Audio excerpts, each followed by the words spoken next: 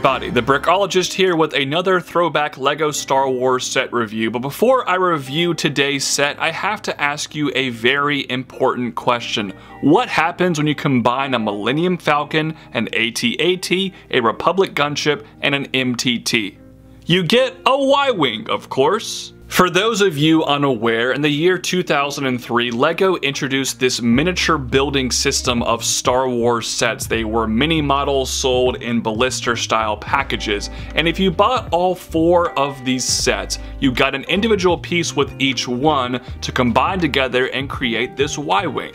So let's review the Y-Wing itself, which actually has some really good techniques on its own, but also some setbacks due to the combination model aspect of this design. The most noticeable of those flaws to me is this area, which looks a little bit too thick in my opinion. This is all to accommodate the fact that these pieces come in different sets and they have the Technic rods right there. It's not the worst looking design in the world, it's just a little on the chonky side. The shaping around the cockpit though is pretty good, and we are now 5 for 5 with all of these mini models having that exact same joystick piece being used as a gun. I love it. Despite being so small, there actually are some decent greeble details here, and this 1x1 stud is supposed to represent an astromech droid, which is a nice touch. This view of the Y-Wing's caboose isn't all that spectacular, however, the engines back here are by far the best design in this entire set. For 2003, the techniques on display here were absolutely fantastic. I think it looks great. This rod piece is really good. I love the way they attach the cone piece inside there. The R2-D2 head is used really effectively. Everything about this is clicking for me. I just kind of wish maybe there were some exhaust details from the very back.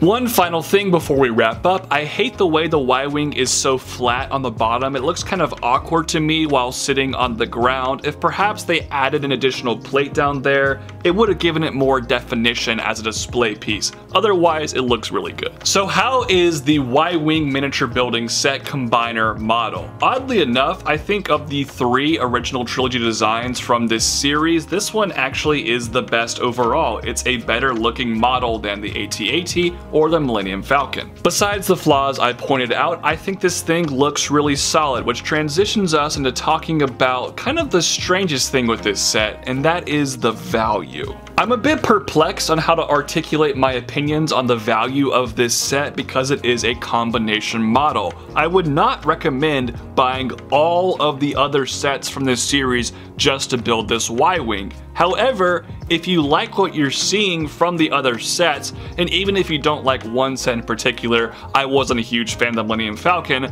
I would still recommend just completing it if you're considering getting into this little collection. And I truly do love the concept of a build a figure, or in this case, a build a Y-Wing. It's really fun to me, and it's also kind of disappointing LEGO actually got rid of this concept with the second wave of these buildable sets in 2004. So ultimately, this Y-Wing is a pretty solid design and a very unique part of LEGO history, which is why I'm going to give it a decent rating of 7 out of 10. Those are just my thoughts though. I'd love to hear yours in the comment section down below. Thank you all so much for watching today's review. Have a great rest of your day. Peace out. God bless. Bye-bye.